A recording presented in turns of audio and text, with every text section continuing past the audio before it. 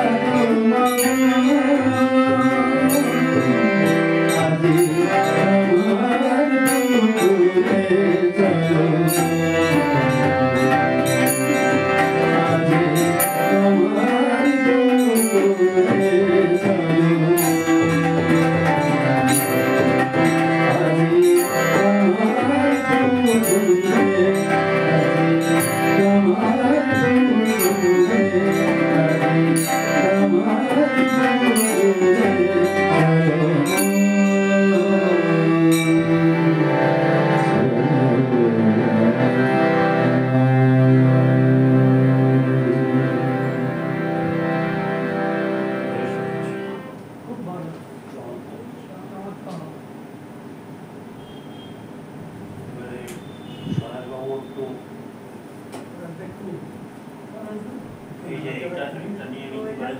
না না না এটা লাগবে না। তাহলে ওইখানে বলবেন কিছু বলে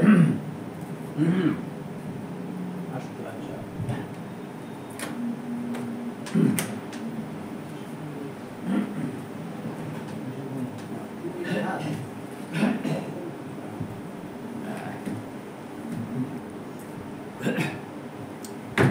আচ্ছা আমি তো হারমোনিয়াম বাজাতে পারি না, আমি বেতাল শিখতো। হ্যাঁ আমি বেতাল শিখতো। ঠিক আছে। কিছু তো একদিন ওইখানে হারমোনিয়ামটা নিয়ে গেলে কি গাইতে আমি তো জানি না তাহলে আমার বলো কি গাইতে কি গাইবা তো ভাবিনি এখন।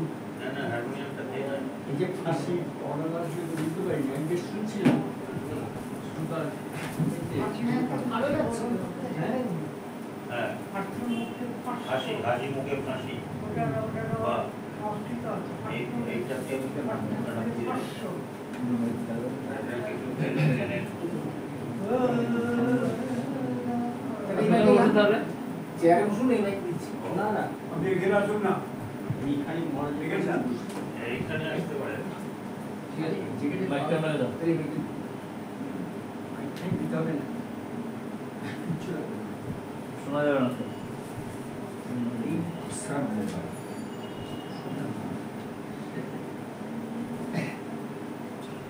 অ্যাকশন তিনখানে দুখানা শেষ করতে দিন। তিন হচ্ছে মিনিমাম নাম্বার। মায়ের গানই গাই, হ্যাঁ। তার আগে ঠাকুরের মা তো অভেদ, হ্যাঁ। আমি কোনো পার্থক্য করি না। অর্থাৎ ঠাকুরের গান গাও, এক অর্থে মায়ের গান, একটা প্রথমে ঠাকুরের গান আপনি গাই। আপনি যে কোনো তারপরে দুটো দিক মায়ের গান। থেকে শুরু করতে পারেন।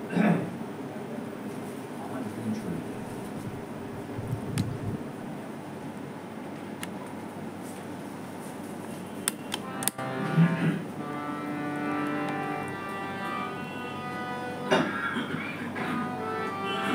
এই গান গাওয়ার সুবিধা হলো কেউ এই গান শোনেনি, অথবা আমার কোনো ভুল দিকেও ধরতে পারবে না। ওই জন্য নিজের লেখা নিজের হ্যাঁ, ঠিক আছে। ওইরকমই আমরা চাইছি।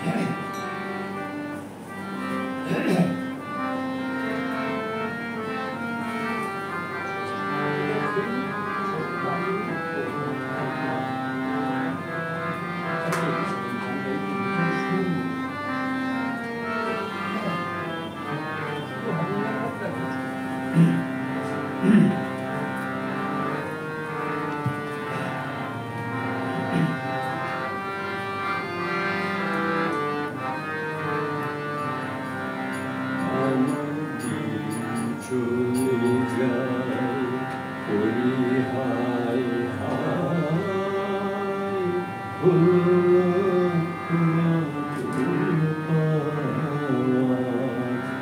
আমার চলে যায়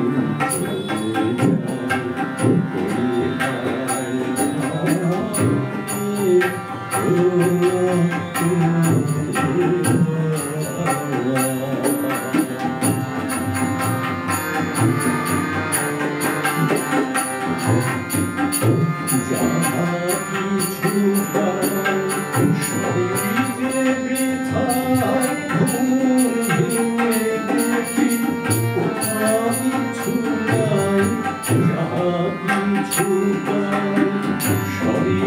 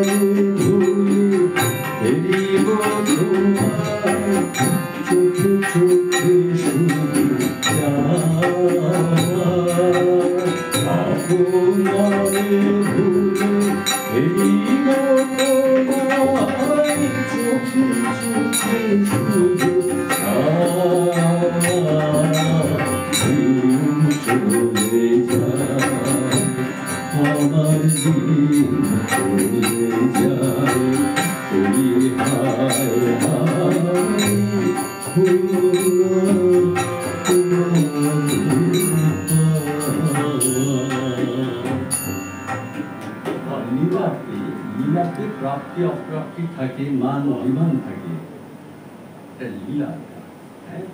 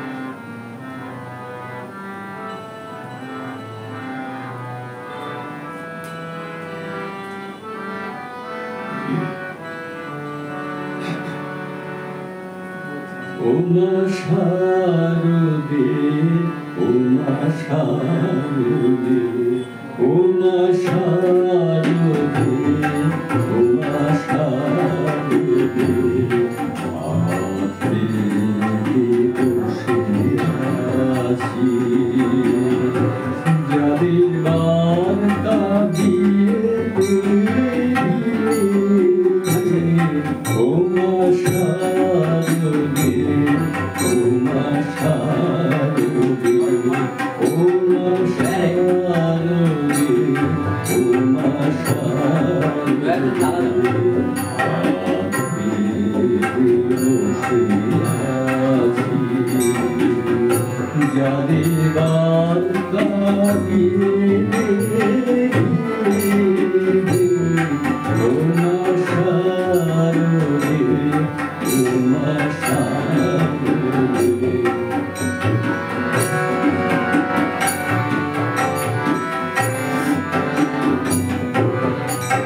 জ্ঞানের চাবির গোছা তোরা চলে ভাসি তাই চোখের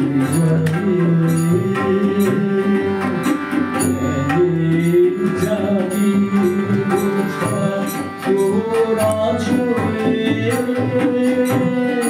নিশিরে ভাসি তাই চোখের জলে,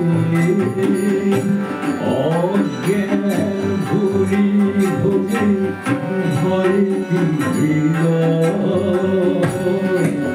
অজ্ঞান ঘুরি ঘুরি ভরে হৃদয়, দিনে দিনে ছেড়ে যায় রাত্রি সে ফিরে ও মা শারদে ও মা শারদে ও মা শারদে ও মা শারদে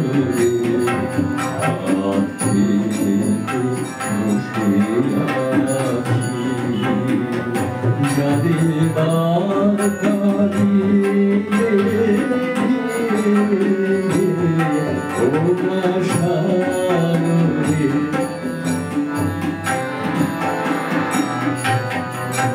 তোমার লীলা মা শুধু তুমি জানো এর মাঝে সন্তানে কেন প্রেমে আনো আর লীলা মা শুধু তুমি জানো এর মাঝে সন্তানে কেন তুমি আনো কার ভালো লাগে বলো চোর চোর খেলা কার ভালো লাগে বলো চোর চোর খেলা ছুটে ফিরে ঘুরি গলেন নির্জলা ছুটে ফিরে ঘুরি গলেন নির্জলা তুমি খেলো তুমি ছো তুমি সাজো চোর ত্রিভুবন ঘেরে মারে কি হবে তুমি খেলো তুমি ছো তুমি সাজো চোর ত্রিভুবন ঘেরে মারে কি হবে তোমার শুনলিতে মারো অজ্ঞান সুরে তোমার শুনলিতে মারো অজ্ঞান সুরে ছেলেদের মিনতি ওই রাঙা পদে ও মা শারদে ও মা শারদে ও মা শারদে ও মা শারদে আখিতে বসে আছি যারে বার্তা দিয়ে গেলে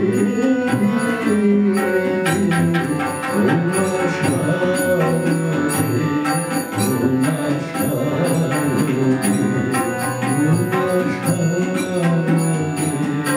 ও মা শারদে। এই গান আর শুনতে ইচ্ছে করছে অস্বস্তি খুব করছে, বেশ ভালো হচ্ছে।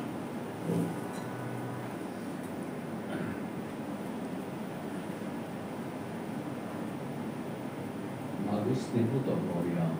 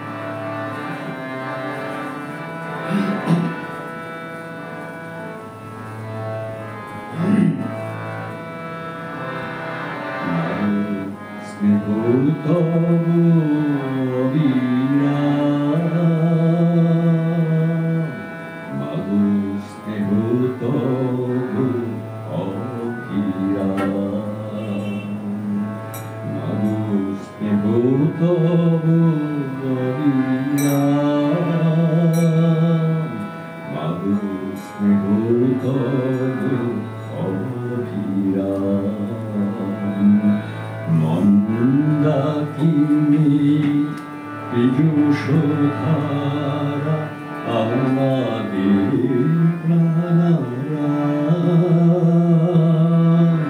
স্নেহতর হরিরাম মাগো তব অবিরাম মাগো স্নেহ তব অবিরাম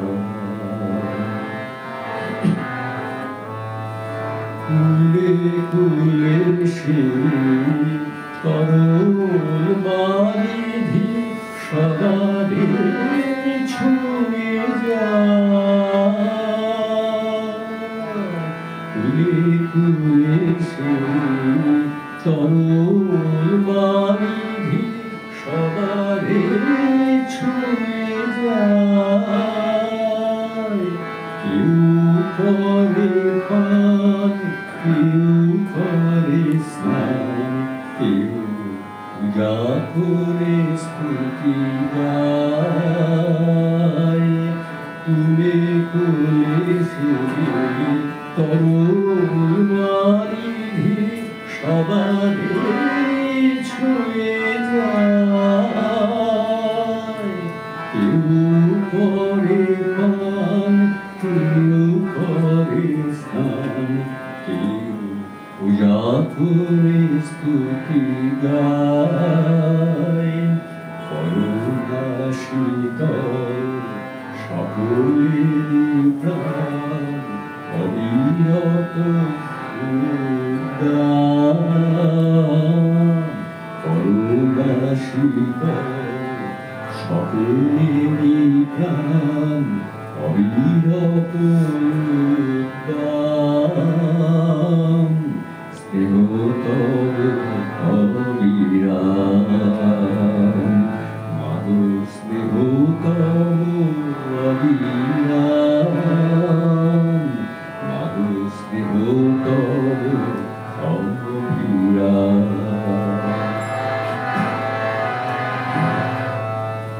সরোজ দানে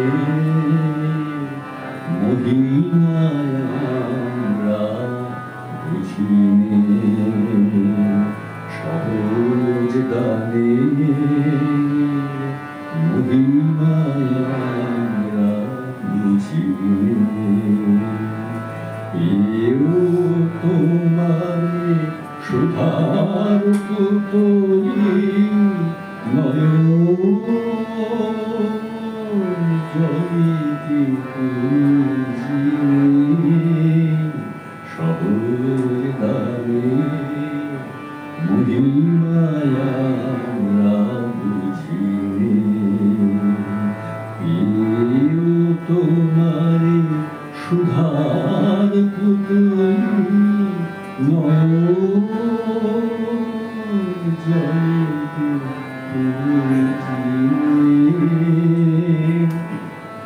এত অনাদর সয়েও মা তুমি আমাদের মরছে এত অনাদর সয়েও মা তুমি আমাদের মরছে কুটির ছায়ায় আছো ফুল পেতে চাপিত রায়াছে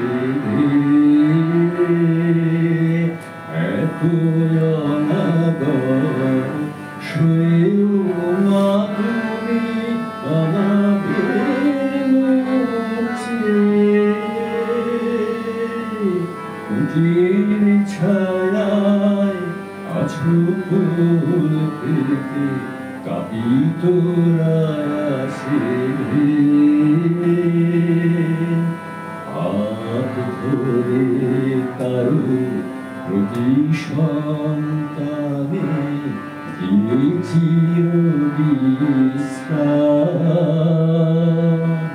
হাত ধরে কারো প্রতি সন্তানে দিয়েছিল বিশ্রাম স্নেহ তব অবিরাম মাগো স্নেহ তব অবিরাম মাগো স্নেহ তব অবিরাম বাহিনীর পীযুষধারা আমাদের স্নেহ করে অবিরাম। এতই যদি সহ্য করলেন, আর একটাকেই শেষ করে দিই। অত্যাচার হচ্ছে না তো?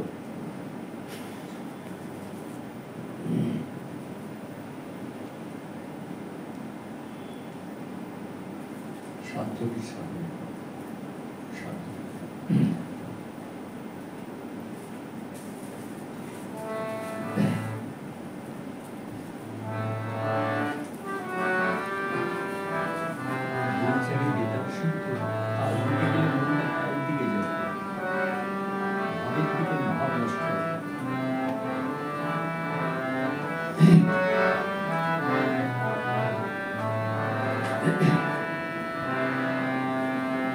সাধু কি মা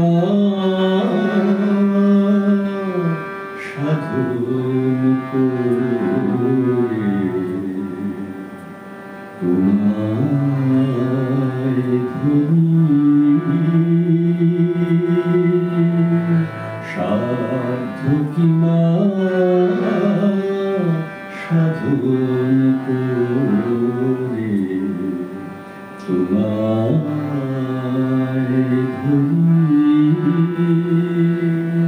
মন বুঝেছে কৃপায়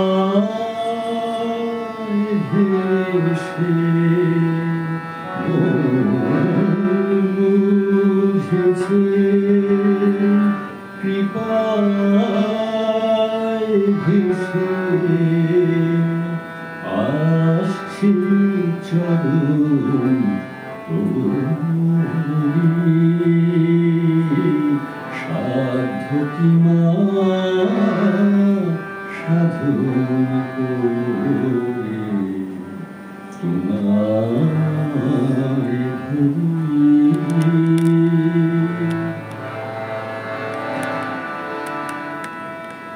আশায় আশায়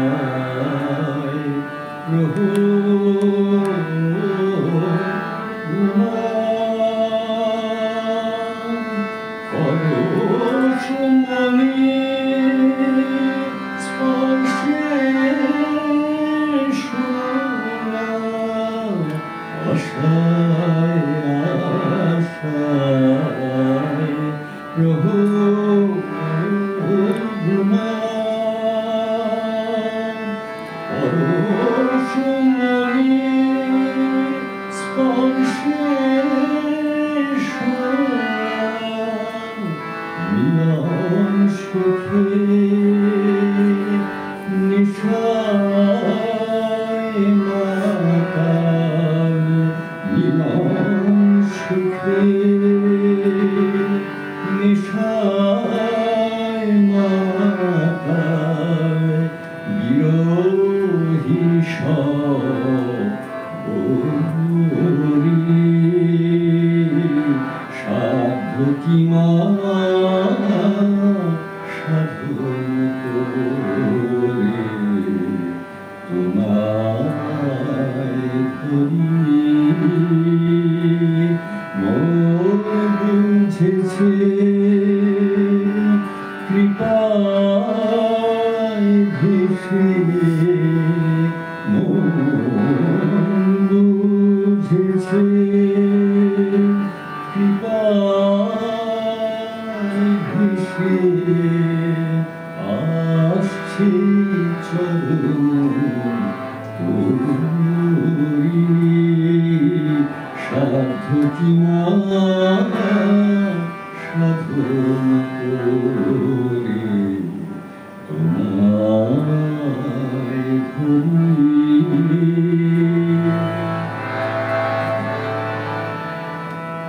সাধ কত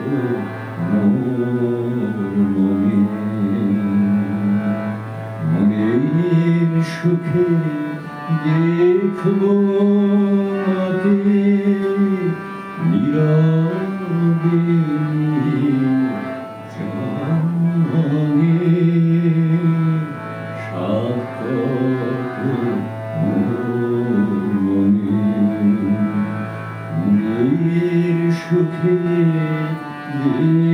দেখবো মাকে বিরারিণী জানে সার্থক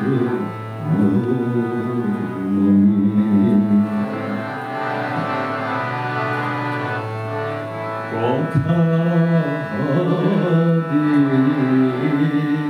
প্রাণী প্রাণী কথা হবে প্রাণী প্রাণী আঁখি রাখো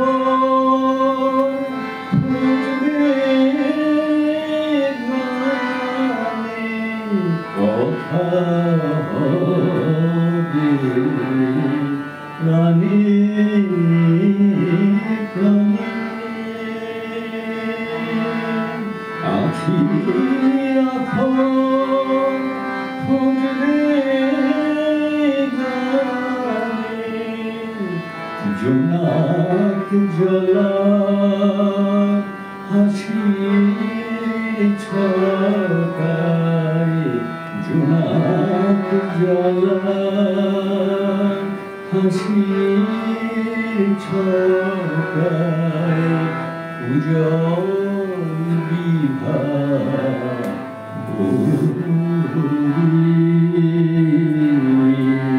সাধ্য কি মা সাধন করে তোমায় ধরি মন বুঝেছে কৃপায় ভেসে মন বুঝেছে কৃপায় ভেসে আসছে চরণ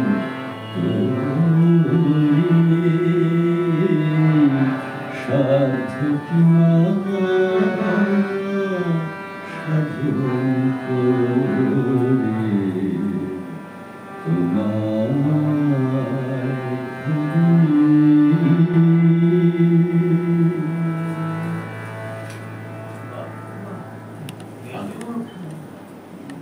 আপনাদের সব আছে না? তাহলে শৈবাল তুমি একটা একটু সঞ্জীব ভাই সঞ্জীব লাস্ট ফাইনাল মানে তাই না কি না ও হবে আমরা গলা টেনে বের করব আমরা গলা টেনে বের করে দেব দেখুন চুম্বক মানে চুম্বক প্লেয়ার লাস্টে থাকবে আপনার হ্যাঁ। গান শুনলে আপনি হ্যাঁ অবসর যদি পান হ্যাঁ আপনার গান শুনে দিনেই এসে আসুন হ্যাঁ তার মাঝখানে গাইনি ওই আর স্বরচিত গান গলার বেশ মধুর এবং গম্ভীর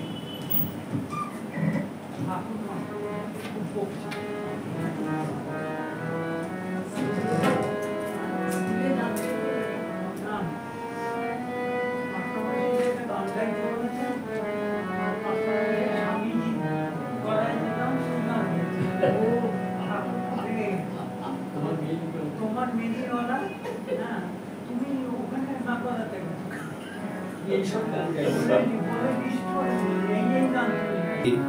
হরিলে প্রেমের লীলা যুগে যুগে হরি নর দেহ ধরি হরিলে প্রেমের লীলা শিব মঙ্গলে ভূতলে শিব মঙ্গলে ভূতলে রহিলে দুঃখ ঝালা শিব মঙ্গলে ভূতলে রহিলে দুঃখ ঝালা যুগে যুগে হরি নর দেহ ধরি করিলে প্রেমের লীলা স্বরূপ লুকায়ে কাঙাল বেশ চলিতে মানবে ধরে বেশ স্বরূপ লুকায়ে কাঙাল বেশ চলিতে মানবে ধরে বেশ সরল বালক মুখে মামা বলি সরল বালক মুখে মামা বলি খেলিলে নূতন খেলা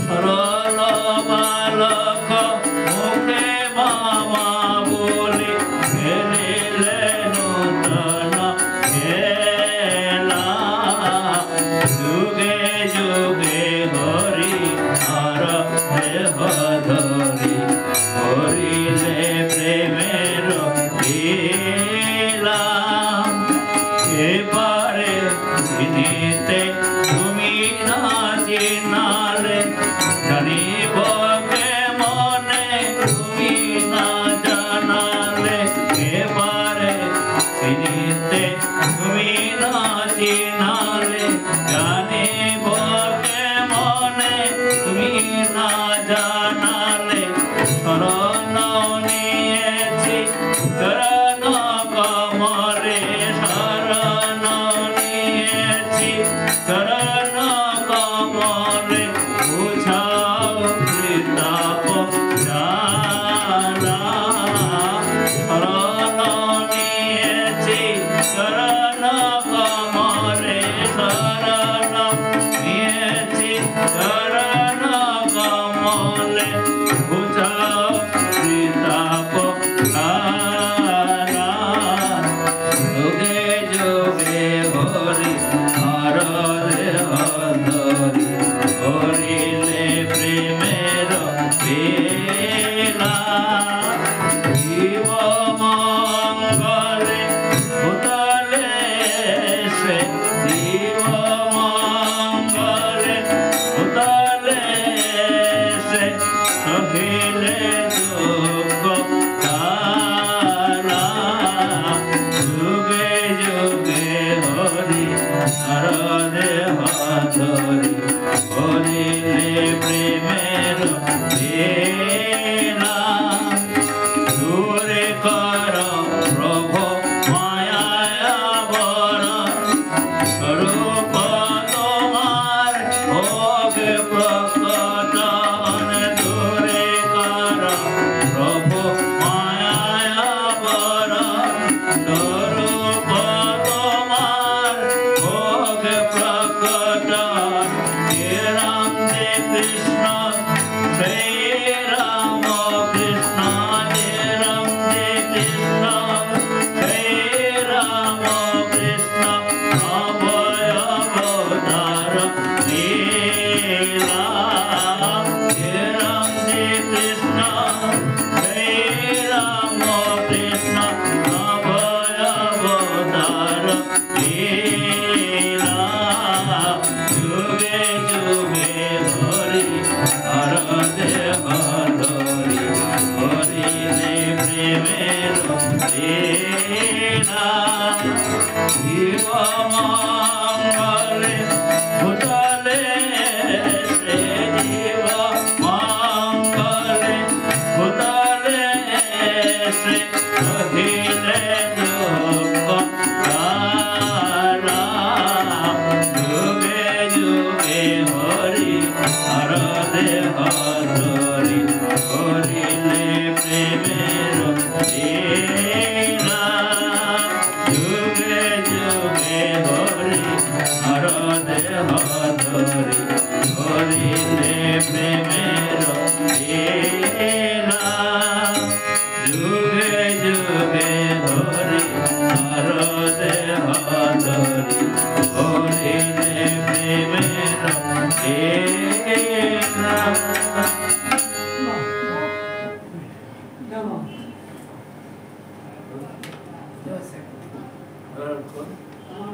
এবারে মহারাজ কিছু বলুন। আমি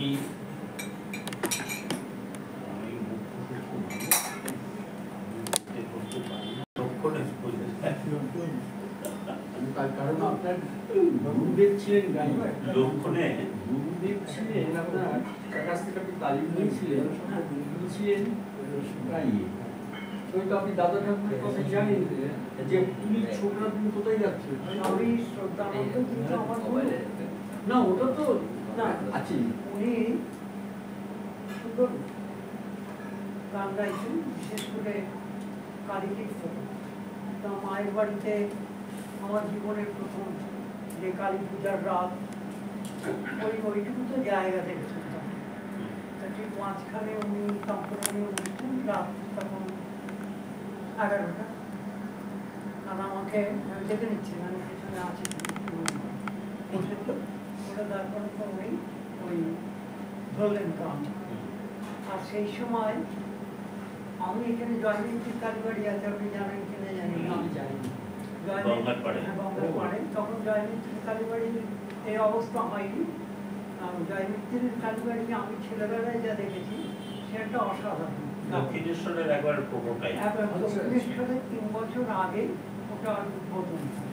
এই পুরীটি একদম শেষের দিকে যেখানে পাশে হ্যাঁ, এবং যে যে ভাস্কর দক্ষিণেশ্বরের মাটি বল করেছে জয়মিত্রির কালীবাড়িও তাঁর করা। তিনটে 5টা মূর্তি উনি তৈরি করেছিল, একটি দক্ষিণেশ্বরে, একটি জয়মিত্রির কালীবাড়িতে, আর একটি প্রামাণিক ঘাট রোডে ঠাকুর যাকে বলতেন আমার মাসি। আর দুটি ওই সাউথে। তা ওইখানে আমাদের প্রেমিক মহারাজ, হ্যাঁ, কালী কীর্তনের রাজা, তা সেখানে আমাদের একটা দল তৈরি হয়েছে।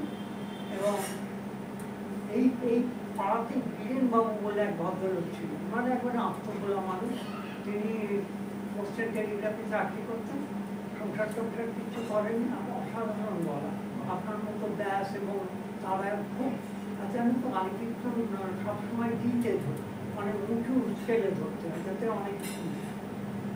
তা ওখানে আমরা দোয়ার কি মানে পাবি না খেপায় রে খেপার মতো না খেপি, আমরা পিকনিক করতাম পাবি না খেপায়। আর ওদিকে না নাকি গাওয়ার গিয়ে মানে রুচি গন্ধ আসছে, ওসব ভিতরে নয়, শুনেন। হঠাৎ আমার পাশে যে বসেছিল সে হঠাৎ কি খেয়ালে গিয়ে থেকে থেকে যেন মাগো লুচির গন্ধ পায়।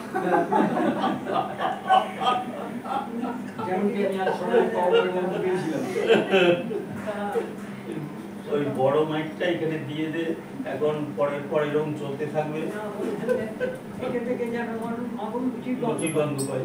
এইবার একদম কম লুচি পেয়েছি। পরের শনিবার যখন আসর পড়েছেন, আমি আমি মা আমি আমি মা তোর সঙ্গে যাবো। সে সারাটাক্ষণ বলে গেল আমি মা বম্বে যাবো। তাকে কেন এরকম করছিস বলে আমাকে বাবা দুটো কম লুচি দেওয়া হয়েছিল, 4টে দয়া করে সঙ্গে যাও, বম্বে যাও। তাই এই দেখুন ঠাকুর তো কোন কোন কোন লোকের মানুষ আমরা তো জানি না। কোথা থেকে তিনি এলেন, কোথায় চলে গেলেন, কিন্তু তিনি একটি কথা বললেন, আমি ওই শুকনো সন্ন্যাসী হতে পারব। আমার পক্ষে সম্ভব নয়। একটু আগে মহারাজকে জিজ্ঞেস করছিলাম, মহারাজ আমরা তো প্রত্যেকদিন নিজের জন্যই চিন্তা করি, এতবার জপ করবো, এতবার প্রাণায়াম করবো, মা মা আমার তুমি আমায় ধন দাও, দৌলত দাও, আমায় মুক্তি দাও, আমাকে ক্যান্সার দিও না, আমাকে নানা রকমের কঠিন রোগ দিও না, একটু ইনফ্লুয়েঞ্জা দিতে পারো, ক্ষতি নেই, বছরে একবার সেটা আমি সহ্য করে নেবো, ঠ্যাক করে কাশি দিও না, আর যথেষ্ট খেয়ে যাবো কিন্তু বারে বারে বাথরুমে পাঠিও না, এরকম প্রার্থনা করি। কিন্তু দেখুন আজকেই ভাবছিলাম এই যে এতজন মানুষ এক কথায় বেকার হয়ে গেল, মাত্র 2জন কি 3জন কি 4জনের একটা গোষ্ঠীর দুর্নীতির, তাই তো? তা তবু আজকে তিনি মেসেজ দিয়েছেন হ্যাঁ। যে সিপিএম আর ওই বিজেপি হ্যাঁ। ষড়যন্ত্র করে হ্যাঁ, দূষণ ষড়যন্ত্র করেছে। করে। তা এখন আমি বসে বসে আজকে ভাবছিলাম যে সারা পৃথিবীর যদি চিত্রটা নিজের মাথার মধ্যে নিয়ে আসেন, পৃথিবীর একটা জায়গা নেই যেখানে কোনো নেতা নিজের স্বার্থে নয়, দেশের স্বার্থে, জনস্বার্থে, যে আমার যা হয় হোক, কাম হোয়াট নেই, আমি তোমাদের জন্য কোথাও আমি পাবেন। আপনি দেখুন ইসরায়েল আর গাজা, ইসরায়েল আর হ্যাঁ, দিনের পর দিন ধরে একটা লোক মানুষ মেরে যাচ্ছে। হ্যাঁ, ওদিকে দেখুন আমেরিকায় একজন এলো, মুখটা দেখলেই ভয় করে, তাই না? এরকম করে তাকিয়ে আছে। হ্যাঁ, এবং আমাদের এদিকে দেখুন কিভাবে এরা ম্যানিপুলেট করে ক্ষমতায় চলে যায় এবং সেখানে গিয়ে একটা গোষ্ঠী তৈরি করে, ওরে এবার ক্ষমতাটাকে কবজা করে। এবং আপনি যদি ওল্ড হিস্ট্রি মানে প্রাচীনকাল থেকে আজ পর্যন্ত যদি ইতিহাস পাঠ করেন, আপনি এই জিনিসই দেখবেন, একদল লোক ম্যানিপুলেটিভ এবং তারা এইভাবে এই গিভ অ্যান্ড টেক পলিসি, তুমি আমায় কিছু দাও আমি তোমায় কিছু দিই, এইভাবে তারা ক্ষমতা কবজা করে মুখে বড় বড় কথা, এইটা হচ্ছে গণতন্ত্র, এইটা হলো সমাজতন্ত্র, এইটা হলো অমুকতন্ত্র তমুকতন্ত্র, তাই তো? এইবার দেখুন প্রত্যেকটা বাজেটে আপনি তাকিয়ে দেখবেন যে জনসাধারণের টাকাতেই এদের যত মানে এই নবাবী, হ্যাঁ, নিজেদের তো একটি কিছু নেই। আচ্ছা, সব আমাদেরই টাকা। এবং এরপরে হচ্ছে কি একদল মানুষকে ইচ্ছা করে ধনী করছে যাতে তারা এই ফিট করে। হ্যাঁ, তাহলে দেখুন এই যে পুরো একটা সার্কিট তৈরি হয়েছে, এর থেকে মুক্তি লাভ করার কি উপায়? ভগবান শ্রী রামকৃষ্ণ যখন দক্ষিণেশ্বরে এলেন তখন তো আমাদের রাজনীতির অবস্থা আপনি বেশি জানেন, আমরা পরাধীন, এবং আমরা পরাধীন, এবং আমাদের ভারতবর্ষের যা কিছু সম্পদ, যা কিছু বৈভব সব কিন্তু তারা বিদেশে পাঠিয়ে দিচ্ছে, লুটে নিচ্ছে। এবং অদ্ভুত কাণ্ড করলো, তারা এসে কতগুলো রাজা তৈরি করলো, জমিদার আর রাজা তৈরি করলো। এই যে মহারাজা কপুরথালা, স্বামীজি যখন আমেরিকায় বক্তৃতা দিচ্ছেন তখন এই মহারাজা কপুরথালা, আপনি কপুরথালায় যদি গিয়ে থাকেন, আমি আপনার মেয়েতে মুসৌরিতে গিয়ে, আমি মুসৌরিতে গিয়ে দেখেছি, তার সেখানে বিরাট ব্যাপার। এখানে তো এদিকে আবার সে খুব মোটা ছিল, তার কারণ হচ্ছে অনবরতই সে খায়। এবং স্বামীজি যখন বক্তৃতা দিচ্ছেন তখন তিনি ওই শিকাগোয়, এবং স্বামীজির সঙ্গে দেখা হয়েছিল। তাই যে মহারাজা কপুরথালা, রঞ্জিত সিং, অমুক সিং, তমুক সিং, সব ইংরেজের পেনশন। এবং আপনি দেখবেন একটা তালিকা পাবেন, সেখানে দেখবেন যে এই রাজাদের কি পেনশন দেওয়া হতো। আর এই ব্যাপারটা কিছু না, একজন সাহেবেরও বড় ভাত্তা, তাকে হাতির পিঠে তোলালো এবং সে শিকারে গেল।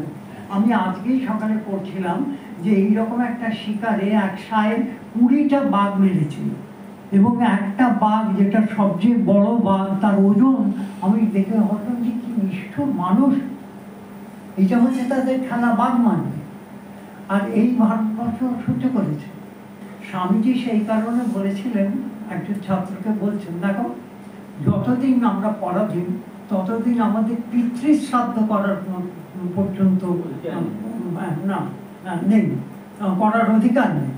এবং দ্বিতীয় কথা বলছেন যে এই যে ইংরেজির পদলেখন করে, আর অদ্ভুত একটা বাঙালিদের মধ্যে দেখবেন একটা ফ্যামিলি স্টাইল হয়েছিল, একটা কর্তা, একটা বাড়ি, দুটো গরু, একটা গোয়াল, একটা ছেলে, একটা মেয়ে, ছেলে, ছেলের বউ, আর একটা শাশুড়ি, হ্যাঁ, এই একটা, আর একজন পুরোহিত। সে হরণ করে আসবে নামাবলি দিয়ে, আর এসে তারাং বাড়াং মন্ত্র পড়ে করে, হ্যাঁ। আমাদের বাড়িতে যখন সরস্বতী পুজো আমি খুব আতঙ্কিত। আমাদের যিনি পুজো করেন সর্ব ঘরে যত ছবি আছে চন্দনে একবারে ভর্তি করে দিয়ে চলে, আমি পরবর্তী কাঁচা থাকতে থাকতে ওগুলোকে চলে যাই, বুঝলেন? এই যদি পুজো হয়, ভগবান শ্রী রামকৃষ্ণ পুরো ক্যামিওটা দেখেছিলেন, দেখে উনি একটা সিদ্ধান্ত নেন। আচ্ছা, ঠাকুরের কাছে যদি প্রশ্ন করা হয় আমি পুজো করবো কি করবো না, ঠাকুর করে গিয়ে আমি চুপ করে আসন পেতে বিষ্ণু বিষ্ণু বিষ্ণু পরম পরম, তারপরে একটা তারপরে পৈতেটাকে ধরে এবং ও ভূর্ভুবস্ব তৎসবিতুর দেরি হয়ে যাচ্ছে তো। সদা পশ্চাৎ সব বললাম না, কিন্তু কোনো সময় লিখতে পাই না না, ও ভূর্ভুবস্ব আবার পড়ার কাজ আছে। ও ভূর্ভুবস্ব তৎসবিতুর আমার ঘড়ি দেখছে কত দেব, আবার নিজেই বলছে যথেষ্ট হয়েছে। হ্যাঁ হয়ে এইবার ধরুন সমস্ত আমি তো পুজো করি, একটা বেলপাতা দোকান থেকে আমি ভালো পাইনি না। আচ্ছা, তুলসীর অবস্থা দেখলে না আমার কান্না পায়।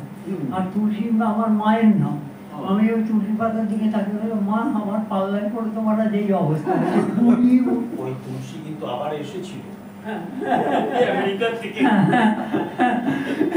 ঠিক বলেছি। এই যে ঘটনা, এই যে পুরো ব্যাপারটার মধ্যে ভগবান শ্রী রামকৃষ্ণ এসে হাজির, এবং কোথায় এলেন, যাদের কাছে এলেন তারা পুজোও বোঝে না, দর্শনও বোঝে না, কিছুই বোঝে না। আচ্ছা, এইখানেই একটা প্রশ্ন, খুব কি বোঝার প্রয়োজন আছে? ঠাকুরকে যদি ঠাকুরের কাছে যারা যেতেন, আমি বেদ পড়েছি, বেদান্ত পড়েছি, উপনিষদ পড়েছি, এই পড়েছি, সেই পড়েছি, এই যে ঠাকুর লিস্ট, ঠাকুর ওদিকে ভিড় ভুলেও থাকতেন। একজন কলকাতার বাবু এসে ঠাকুরকে জিজ্ঞেস করছেন, আপনি উপনিষদ পড়েছেন, বেদান্ত পড়েছেন, গীতাও পড়েছেন, হ্যাঁ অষ্টাবক্র সংহিতা পড়েছেন, যত রকমের হ্যাঁ আছে সব নাম ফাম করে রাখেন। তাকিয়ে থেকে দেখে বললেন, ও আচ্ছা আচ্ছা, ওই উপর তাকিয়ে দেখো, ওই হচ্ছে বেদান্ত ব্রহ্ম। হ্যাঁ, আর এখানে তাকিয়ে দেখো, এই হচ্ছে ধারণ করার পাত্র। আর এই যে দেখছো, এই যে জীব আর ওষ্ঠ, এটি মায়ের কথা ছাড়া আর অন্য কারোর কথা বলবে না। পরচর্চা, পরনিন্দা, কুৎসিত চিন্তা, হ্যাঁ, নিজের ভেতরটাকে আগে শুদ্ধ কর, নির্মল কর। বলছেন, আমার ভয়ঙ্কর তখন অবস্থা, পঞ্চবটিতে বসে আছি, দেখি একটা কুৎসিত চেহারার একটা মানুষ আমার ভেতর থেকে বেরিয়ে এসে সে সৈনিকের পোশাক পরে আমার সামনে গটগট করে মার্চ করছে। আবার কি, তারপরে সে আমাকে লোভ দেখাচ্ছে, হ্যাঁ, ভালো ভালো জিনিস, অলঙ্কার, অমুক তমুক সুন্দরী মহিলা। হঠাৎ আমার ভেতর থেকে আরেকজন বেরিয়ে যায়, হাতে একটা অবশ্যই নিয়ে এসে তাকে কেটে ফেলে। এই হচ্ছে পাপ পুরুষ। আচ্ছা, আমরা যখন পড়তে হয়েছে বা আমরা যখন শাস্ত্র পড়ি, আমরা এই পাপ পুরুষের কথা শুনেছি। এই পাপ পুরুষ কি? প্রতি মুহূর্তে যখনই নির্জনে বসে আছে চুপটি করে, তখনই দেখা যাবে যে হরে, স্বামীজি বলছেন না, ধ্যানে বসলেই দেখবে হরেক হাজার চিন্তা মাথায় এসে। আগে আসলে এলো না, যেই আমি স্থির হয়ে বসলাম, ওই পিঁপড়ের মতো এসে। তাহলে এখানে ভগবান শ্রী রামকৃষ্ণ একটু যদি তাকে দেখা যায়, তিনি বলছেন হরিনাম করো, হাততালি দিয়ে, এবং তারপরে মাস্টারকে বলছেন ওটা নৃত্য কর। মাস্টারমশাই উঠবেন না, নাচশালা। তারপরে বলছেন ও স্কুলে ছাত্রদের সঙ্গে দাঁত মেলবে, এখানে দাঁত মিলবে না। হ্যাঁ, আচ্ছা, এই যে যদি ফিজিক্যাল বডি অ্যাক্টিভিটিটা থাকে এবং তার সঙ্গে যদি মনের আমার ধ্যানটা চলে, ধ্যানের প্রসেস সম্পর্কে স্বামীজি ভারী সুন্দর বলছেন। চুপটি করে কমফর্টেবলি বসুন। আমরা দেখুন স্বামী তুরি আনন্দের বসা দেখেছেন, বসে আছে। আমি কিন্তু এরকম করে চেষ্টা করলাম, জানেন, তখন তুরি আনন্দ কোথায় যাচ্ছিল তাই তো রইলাম। হ্যাঁ, সেই চারখানার বেশি পাঁচখানার রুচি খেলি, তিনবার দৌড়াও, তাই তো। তারপরে অমুক জায়গায় ধাম করে একটা শব্দ তেড়ে দৌড়ো। হ্যাঁ, না হলো সাহস, না হলো স্বাস্থ্য, না হলো কিছু, না হলো মনের মেন্টাল পাওয়ার। তখন আমি আবার ফিরে এলাম স্বামীজির কাছে, এবং সেখানে এসে দেখলাম যে চাণক্যের সঙ্গে স্বামীজির ভয়ঙ্কর। চাণক্য এই ধ্যান সম্পর্কে বোঝে। কি বলছেন? তিনি বলছেন প্রত্যেকদিন ধ্যান করা প্রয়োজন। আপনি কি জানেন এখন যে কর্পোরেট সংস্থাগুলো আছে সেখানে আইন করে নিয়ম করে ধ্যান করা হয়, ধ্যান করা হয়, ধ্যান করো। এবং ঠাকুর বলতেন ধ্যান করো, স্বামীজি বলতেন ধ্যান করো। ধ্যান, হোয়াট ইজ ধ্যান? ধ্যান সম্বন্ধে তো কোনো, তারপর ধ্যান মানে কাকে ধ্যান করবো? এখানে আবার আর একটা কথা আছে, ধ্যান করা যায় না, ধ্যান হয়, ধ্যান আসে। কিন্তু আমি দেখলাম চাণক্যের ওইখানে ঠিক স্বামীজির সঙ্গে নেই, সিট কমফর্টেবল করে। দেখুন আমরা কিন্তু আমাদের নিজেদের মনটাকে কখনো অবজার্ভ করি না। এবার অবজার্ভ ইউর মাইন্ড, চোখ বন্ধ করে, অনেক রকমের চিন্তা আসছে। স্বামীজি বলছেন এটা যেন একটা স্টেজ, এদিক দিয়ে ঢুকছে ওদিক দিয়ে বেরিয়ে যাচ্ছে, জাস্ট ওয়াচ। এলো চলে গেল, এলো চলে গেল, এলো চলে গেল, তখন অনেকক্ষণ আসছে না, ক্যাচ দ্যাট। চাণক্য ঠিক এই জায়গায় গিয়ে বলছেন, এই চুপ করে বসে থাকো, থাকতে থাকতে সব বেরিয়ে গেল, যা যা যা জমেছিল সব বেরিয়ে গেল। এইবার এই যে কমফর্টেবল, এই যে থটলেস, এখানে চাণক্যজিকে হচ্ছে মাইন্ডলেস। আমি যদি এখানে বসে প্রথমেই চিন্তা করি আমার মন বলে কোনো বস্তু নেই, সংকল্পটা যদি করি আমার মন বলে এই বস্তু নেই, প্র্যাকটিক্যালি একটা অদ্ভুত ঘটনা ঘটে। তখন এই যে পৃথিবী, এই যে পারিবারিক হ্যান ত্যান গ্যাজো ম্যাজো সমস্ত চলে গেল, রিজলভ করে গেল। এবং তারপরে না একটা আকাশ এলো, এইটাকেই বলে চিদাকাশ। হ্যাঁ, চিদানন্দ সিন্ধু নিরে প্রেমানন্দ লহরী, তাই তো, চিদানন্দ সিন্ধু নিরে প্রেমানন্দ লহরী। এইবার কি বলছেন যে এই এই এই প্রসেসটা দিন কত চালালে, আমার মনে আছে আমি একবার বলেছিলাম রামকুমার বাবুকে যে আপনি বলেছিলেন যে নাভির থেকে যে স্বর বেরে, যেমন ধরুন ওম বলদেব ওম,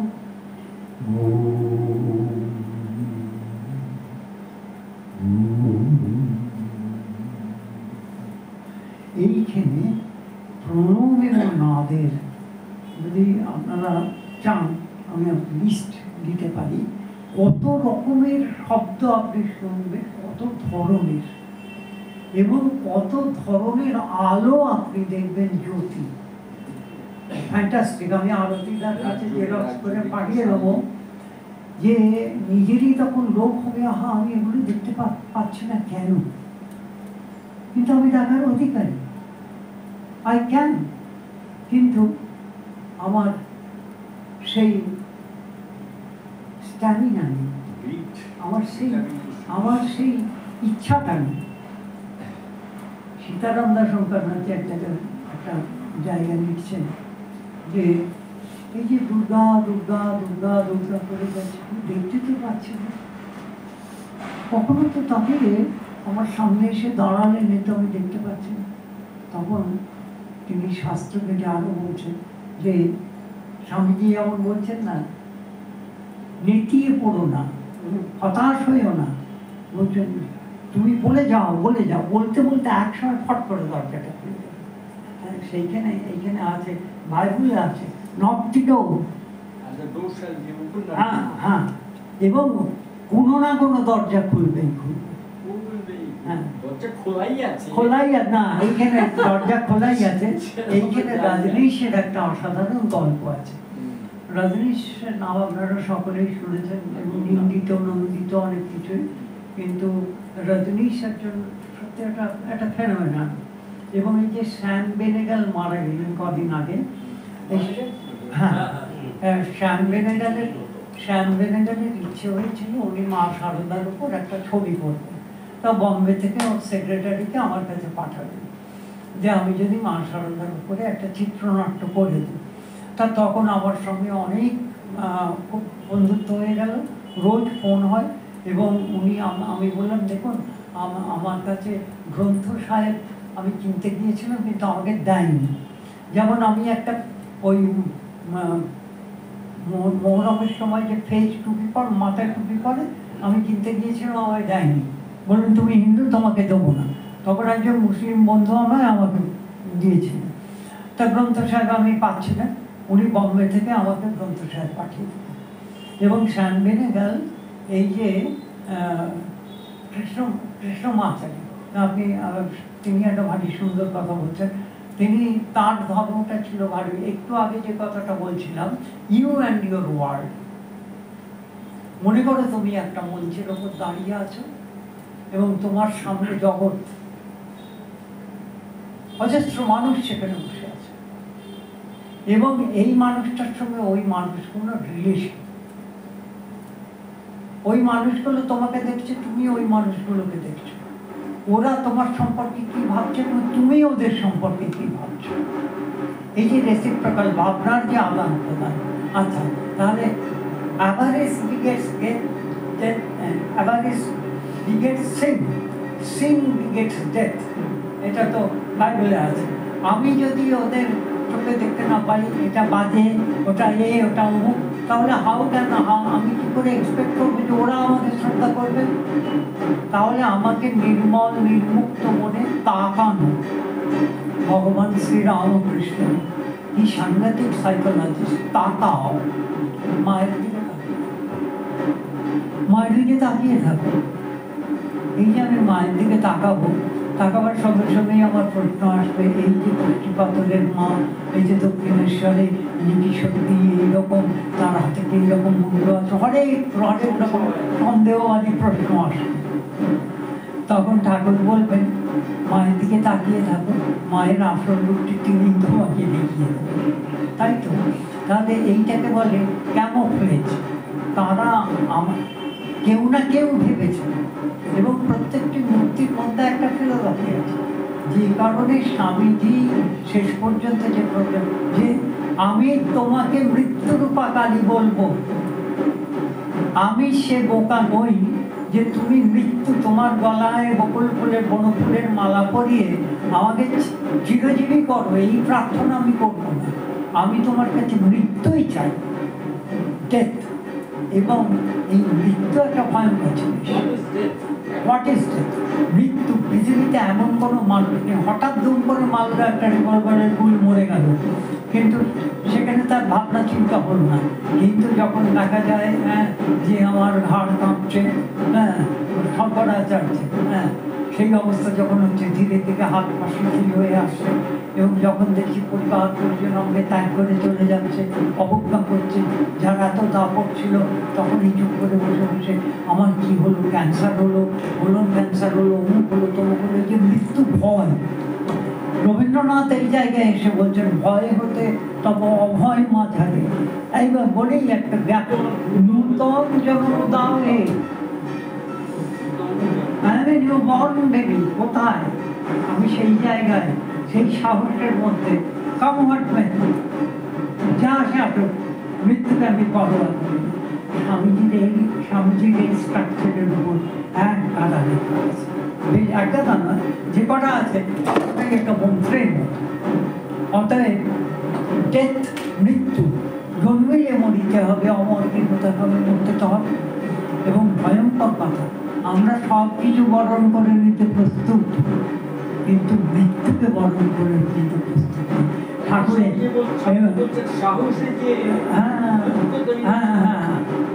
বলুন, আমাকে একটু সাপোর্ট করুন। মৃত্যুই, মৃত্যুকেই আমি ভালোবাসি। এবং ঠাকুর আবার এখানে ব্যঙ্গ করছেন, সেটা কিরকম?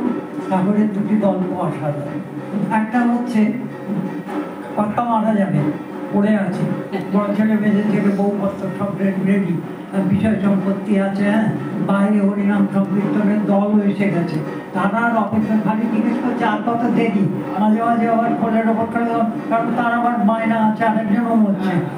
তখন এই কিন্তু এইবার কর্তা শুয়েছিল এতক্ষণ, ঘরটা তুলে বললো, ওরে প্রদীপের শিকাটাও তো জোর করে জেলে রেখেছিস কেন, ওরা তো তেল বেশি পড়বে বলে ধুম করে পড়লো, মরে গেল। আর তখন খাই কাছে করে বলছি যাওয়ার আগে পর্যন্ত খামচে ধরছে।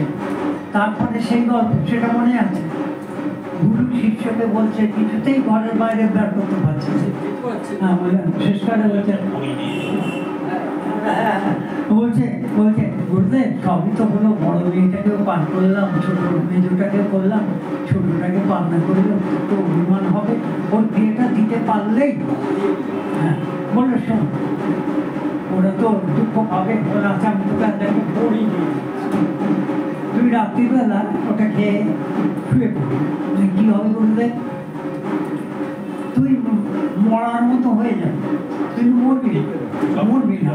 হ্যাঁ হ্যাঁ সব শুনতে পাবি, সব শুনতে পাবি, দেখতে পাবি, আর আরেকটা জিনিস হবে তোর শরীরটা তেউড়ে যায়। হ্যাঁ তেউড়ে যায়। তা গুরুদেব বলছেন, তিনি খেয়েছেন, খাওয়ার পরে তো যা হয়েছে তাই। ভোরবেলা গিন্নি উঠে বলছেন ওঠো, হ্যাঁ এই তো অষ্টবক হয়ে শুয়ে হ্যাঁ, আছে। ওঠো না, তাই সে ওঠো বলে চলে গেছে। হ্যাঁ। তারপরে মেয়েকে বলছে ডাক্তার তোমার ডাকছি উঠছে না কেন? ও মা, বাবা কেমন হয়ে গেছে। সে কি রে, গিয়ে দেখলে সে মানে মরে গেলে তো সে ত্রিভঙ্গরে পাড়ার লোকজন সব এসে গেছে, খাটিয়া এসে গেছে, মাস এসে গেছে, নারকল দড়ি এসে গেছে, ক্লাবের ছেলেরাও সব এসে গেছে তৃণমূলে, তারা সব ওকে ধরে বের করতে গিয়ে দেখছে দরজায় আটকে যাচ্ছে। ও দি কর্তাকে তো বের করা যাচ্ছে না, কেন? বললেন যে তো দরজায় আটকে যাচ্ছে। তার দরজার ফ্রেম শুধু দরজাটা খুলে দেবো। না না আমি যাচ্ছি পড়ুনি, মরে গিয়ে তো আমাকে মেরেই গেছে।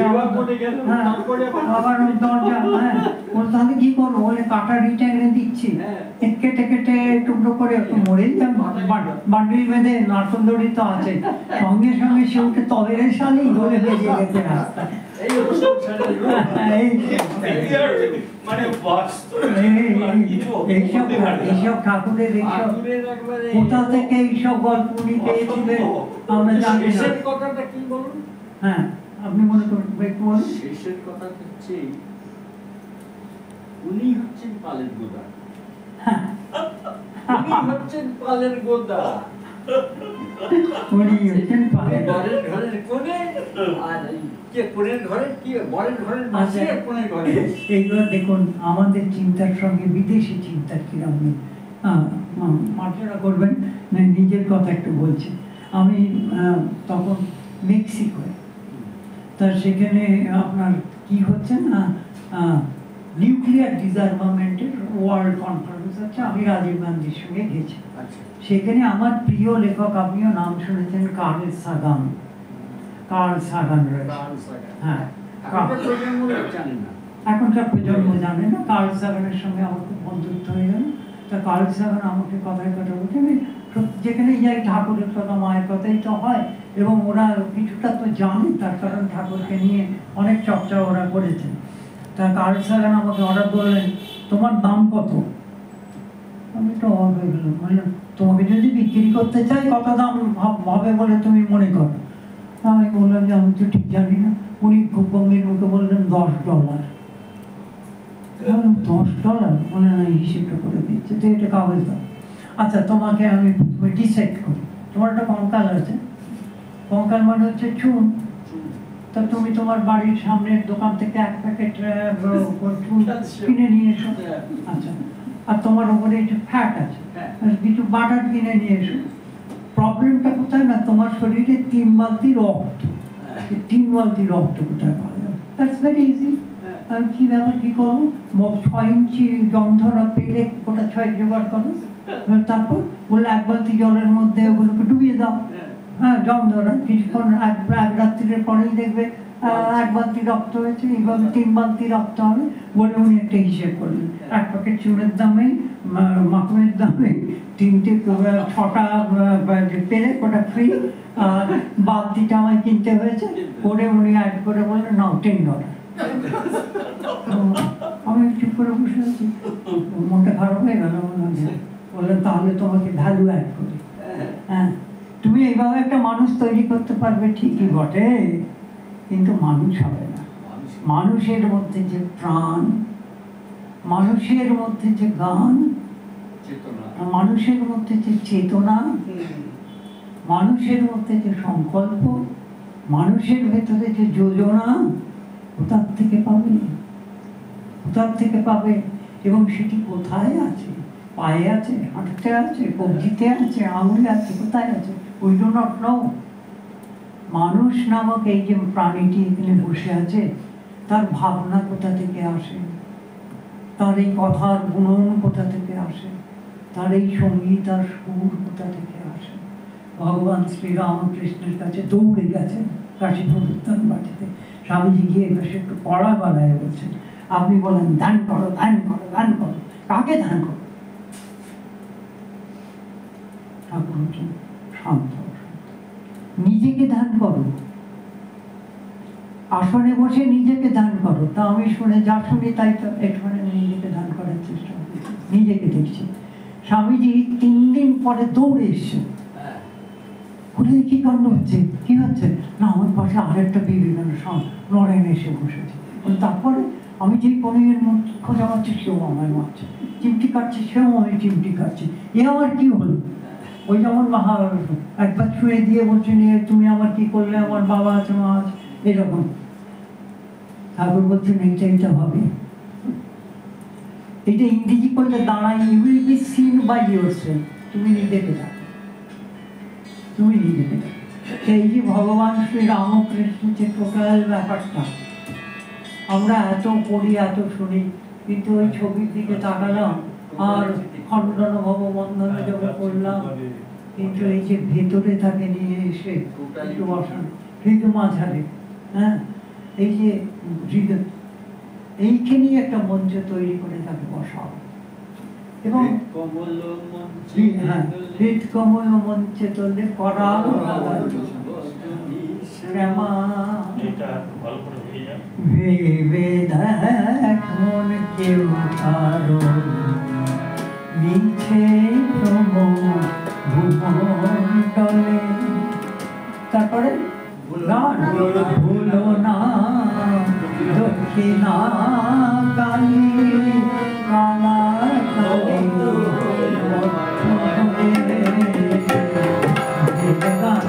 ভেবে দেখ মন কেউ কারো।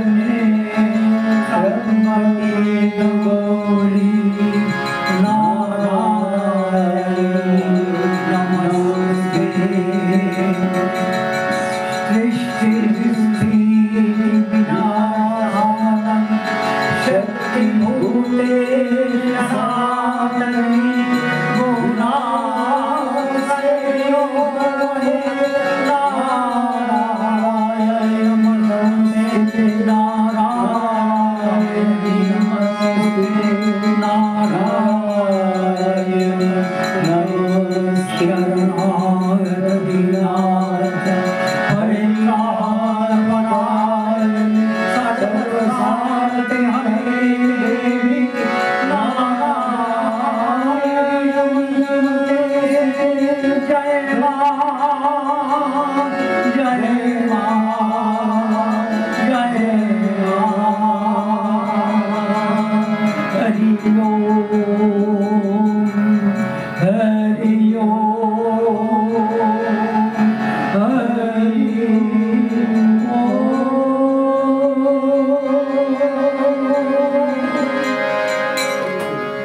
हर हर बम बम আরে আরে বাবা বাহ फर्स्ट क्लास হ্যাঁ